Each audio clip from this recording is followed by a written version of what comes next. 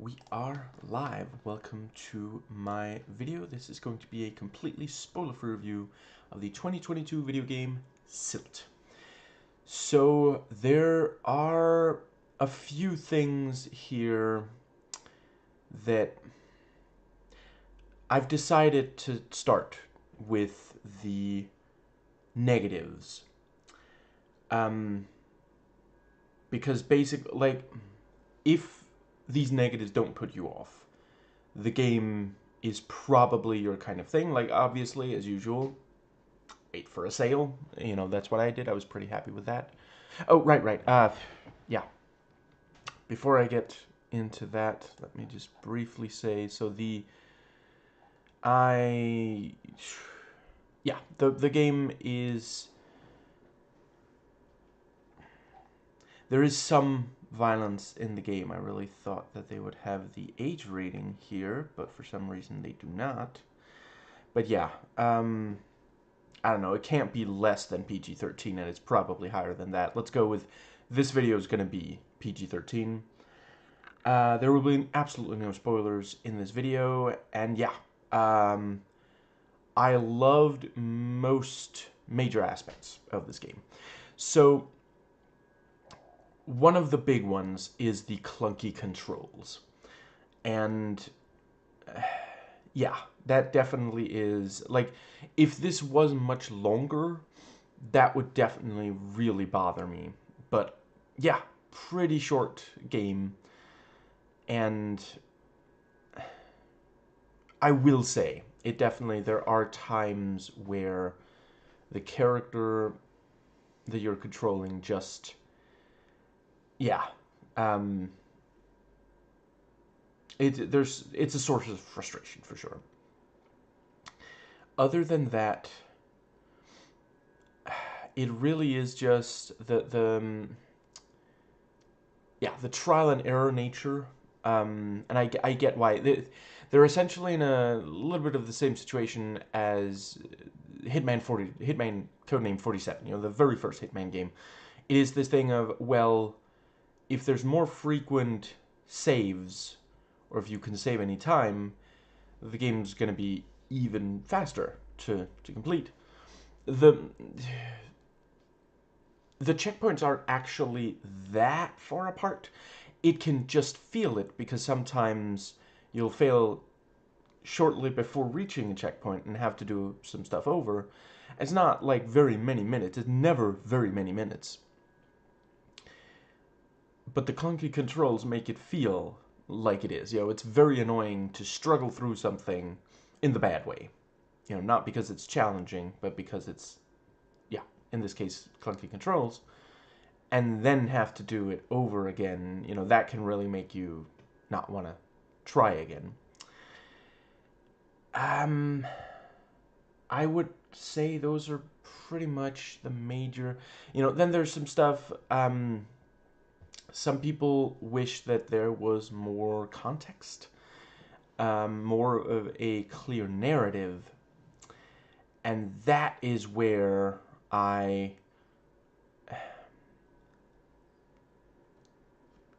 hate to be, okay, I'm not literally going to say you just don't understand it.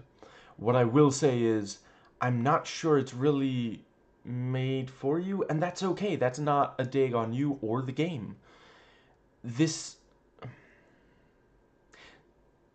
I don't think I'm going to give away exactly what it is. I'll just say, if the fact that there isn't necessarily that much of a narrative or context appeals to you, this is more likely to be your kind of thing, and vice versa. Right, some people, it's the puzzle difficulty. That's, again, one of those things, like with the lack of clear narrative and such, yeah. It's not really about it being super difficult. They could easily have made it much more difficult, and it actually, there is a, so I'll just very briefly note that, oh, right, that's weird. way to put... Here we go. So the... Let's see. It's supposed to be around here. There we go. Yeah. 28.0% of all players who tried this game did actually complete it. So, you know, more than a quarter. There's an achievement. Right, and yeah, the way I know that is because there's an achievement for completing the game. There's another achievement that says, you know, without ever dying, complete the game. And only 2.7% completed that one. I'm not one of them, to be clear. I don't know how high of a percentage attempted and just stopped part of the way through, and how many just like beat the game and then saw, oh, there's an achievement. Oh, no, I'm not gonna do that, you know. But it is definitely, yeah. I think it speaks to, you know, a lot of people, yeah, you know, more than a quarter. That's a pretty decent, you know. There's other games that don't have as high of a percentage people complete the entire game. But yeah, they didn't want to, you know, there's other games where people jumped at the chance to complete the game in a tougher way and get all achievements and such. And let's see, other than that, the lowest, yeah, the very highest is 76.6, and the lowest is, other than that, is 14.5. You know, the people, there was a decent engagement level with this as far as achievements go. Now, yeah,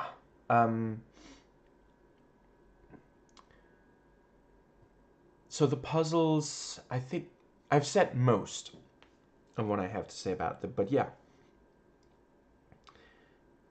part of what makes it difficult to complete the game without dying, and I don't think they're expecting anyone to do so without a walkthrough, at least on the first try, and that's part of, yeah, you know, and to be clear, I'm not saying there's something wrong with making an achievement like that.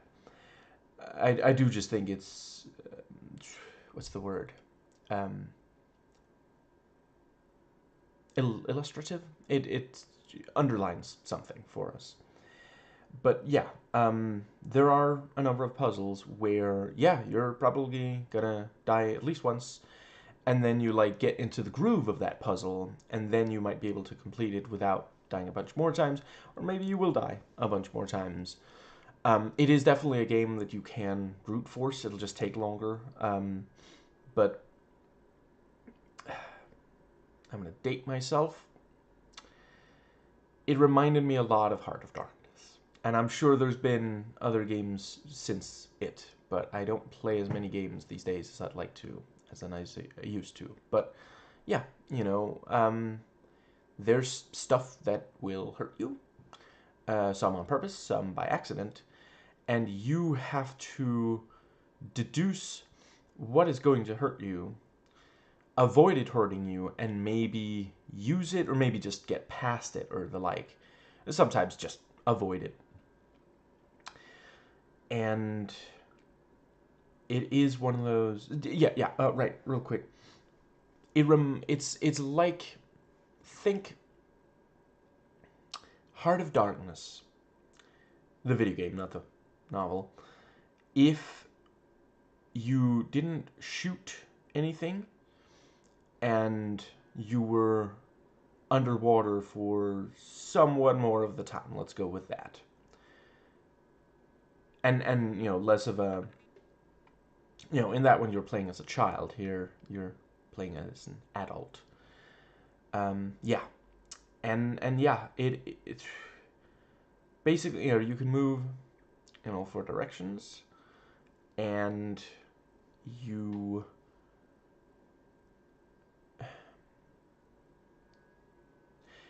you have this like lamp on you, on your diving suit, because you're pretty far under the sea, and I would have to agree.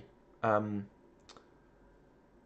I did find it was better down where it's wetter, and the yeah. Other than that, you can possess a lot, not all, living things that you find down there. And as soon as you possess something, that's where it gets interesting. That's where this has something that tickles you, even it might. It did for me. And, once you possess one animal, that animal will have some characteristic, possibly even a special ability. And, it's not a spoiler to say, I think the very first one, it's small. You can take two. It can swim through small passages that you yourself cannot fit through. You can chain possess. Once you've possessed one, you can very quickly possess the next one just by getting close to. That's the thing. You do have to be somewhat close to whatever you're trying to possess. If you do that, and once you're done possessing, you just hold down the possession key, for I don't know, second or two or something like that, without or wait, no, I guess you just press it, don't you? Because if you hold it down, it'll think you're trying to possess. Yeah, I think you just press it. Yeah, then you're back to controlling the and some of the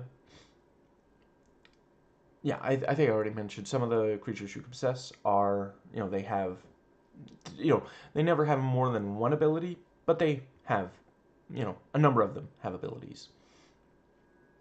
And I think the second thing you possess can chew through certain things, and the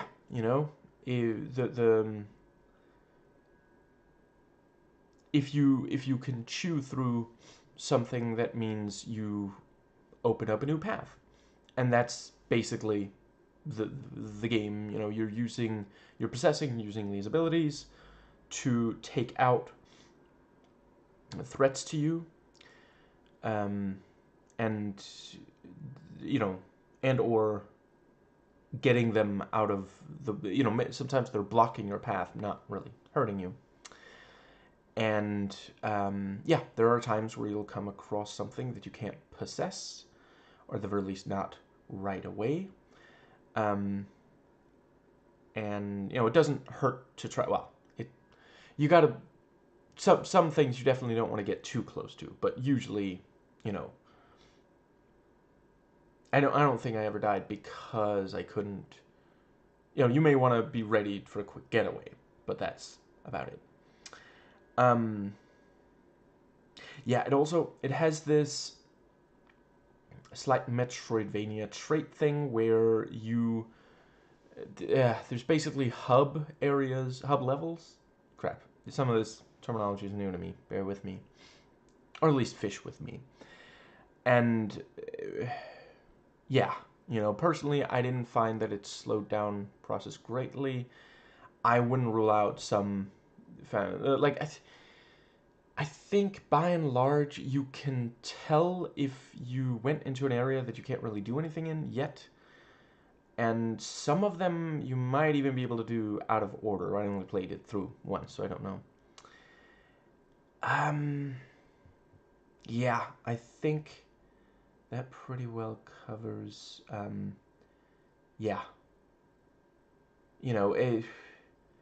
The puzzles don't really get like ridiculous, like they never get super difficult as such, but there's always why I like it. Normally I like being challenged by games. I wouldn't be playing video games if I didn't want a challenge. I don't play. I know there are some games that aren't really for the challenge. I don't play those very much. It's just not really my kind of thing. I want something to solve, something to accomplish in a game when I sit down. And the reason why it didn't bother me here, well, part of it is the sense of accomplishment, but part of it is also that, yeah, I mean, they're conveying something, and I don't want to give away exactly what, but you're finding out more about the world of Silt as you get through these various puzzles. And to, the following is not a spoiler. One of them is just, yeah, there sure are a lot of animals down here, and I don't want to be super close to some of these animals. You are like, didn't College Humor do a parody, like, In the Deep Sea or something like that, where they talk about, there's some pretty nightmarish creatures down here, and that's part of it. It's you find out almost immediately. It's absolutely not a spoiler. This is not, you don't really want to be here, which makes the fact that the game doesn't open with telling you why you're there. Like, you just, at the very start, you're told a sort of general direction, and then you set about accomplishing that, and you can't see your character's face, so you also don't know if he's reluctant, eager, or anywhere in between. And yeah, just like, it's a fascinating world that you find yourself in, and I'm really glad that I got to see all of it. I would, yeah, like, I know I would have missed out if I hadn't, and yeah, there is not very much color here. It's fairly, like, what's the word, like, black, white, and gray is basically, which is the exact right choice. Like, I appreciate it's possible. Like, I watched the end credits. Not a huge amount of people worked on this game, It's possible that they couldn't have. But I think black and white is underrated. There are things in this game that glow quite intensely, heightened by the fact that so much of it is black. That means that when something glows a powerful white, yeah, like, it really does stand out. There are translucent animals in this, and let's see,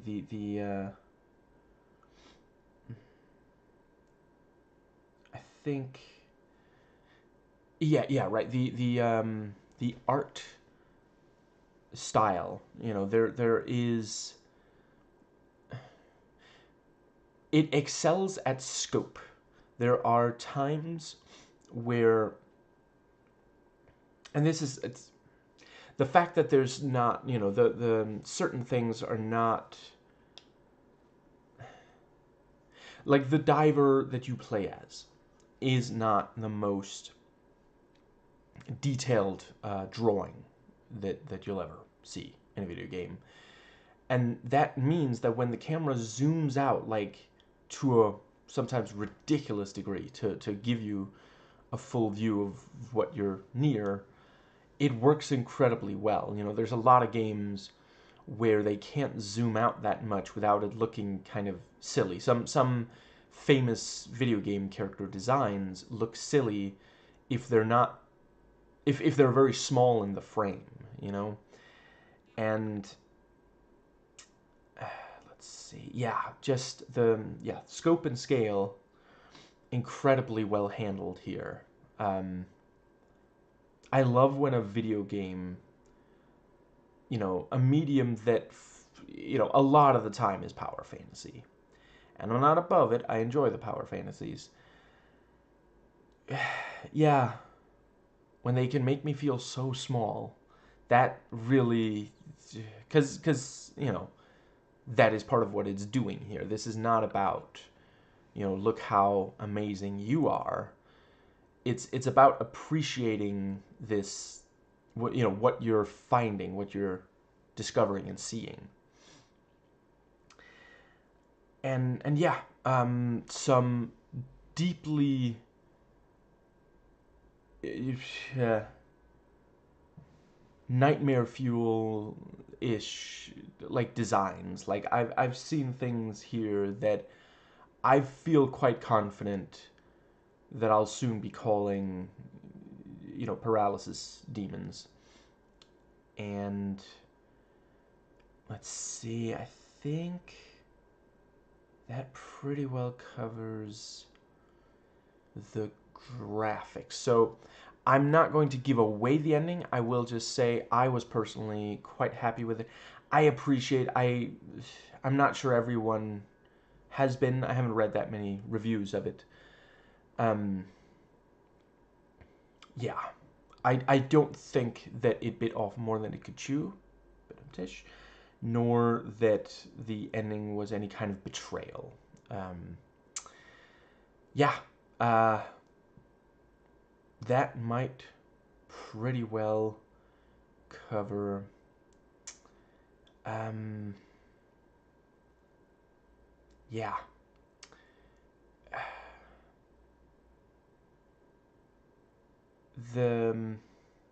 I feel like there's maybe one more thing. Right, I really appreciate it. There were times in this where it literally was just like, you know, some puzzles had been solved by yours truly, and now it's just seeing, what is the, what's the word? What is the result of it? Where that's again there's a lot of video games that will just rush through, the what happened when you accomplish something in a video game and get you to the next thing you're supposed to accomplish. And that could work extremely well. But yeah, here, like, it will sometimes spend a couple of minutes in a row just you seeing what is happening because of the thing that you did. And that, again, really underlines how small but potentially significant you are in this whole thing. And the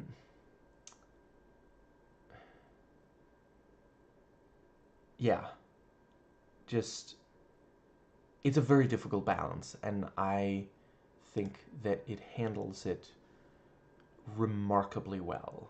The you might seem completely insignificant, but under the right circumstances, if you do, you know, if you go through it the way it's meant to, you know, you can change so much and affect so much. It's possibly a metaphor for democracy.